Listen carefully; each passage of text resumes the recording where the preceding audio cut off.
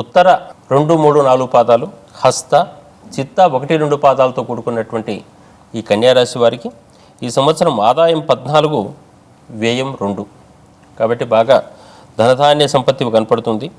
రాజపూజ్యము, అవమానము 2 కూడా 6, 6 కనపడటం వల్ల సమాన స్థాయిలో అందరినీ చూసే అవకాశం ఉంటుంది. కాబట్టి ఇది చాలా శ్రేష్టమైనటువంటిది. గురువు ఈ సంవత్సరం పాటు నవమ స్థానంలో ఉన్నాడు. ఈ సంవత్సరం అంతా కూడా ఇప్పటి వరకు జరిగినటువంటి సంవత్సరం ప్రస్తుతం రాబోయే మే 14 వరకు కూడా మనకు నవమ స్థానం ఉంటాం. గురువు నవమంలో ఉంటే చాలా విశేషంగా చెప్పేటటువంటి విశేషం. ఆ నవమ స్థానం నుంచి 14 నుంచి ఈ సంవత్సరంలో దాదాపుగా ఉండబోయేది అంతా వృత్తి స్థానంలోకి వస్తాడు.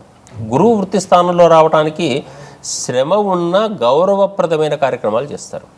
కొంచెం ఎక్కువ కష్టపడి ప్రమోషన్స్ తెచ్చుకునే అవకాశం ఉంటుంది, గుర్తింపు తెచ్చుకునే అవకాశం, కీర్తివంతులయ్యే అవకాశం, పెద్దల యొక్క మార్గం లోపల వెళ్ళిపోయే అవకాశం, ఇవన్నీ కలుస్తూ ఉంటుంటాయి. కాబట్టి ఈ సంవత్సరం అంతా కూడా వీళ్ళు శ్రమపడి ఉన్నతికి సాధించాల్సినటువంటి అవసరం కనపడుతూ ఉంటుంది. అదేవిధంగా కన్యారాశి వారికి ఈ సంవత్సరం శని 7వ స్థానంలో సంచరిస్తూ ఉన్నాడు. దీనివల్ల ప్రత్యేకంగా వచ్చే లోపాలు లేవు, కానీ రాశిని చూస్తున్నటువంటి శని కూడా ఉండటం వల్ల వీళ్ళకు కూడా బద్ధకం పెరిగే అవకాశం ఉంటుంది.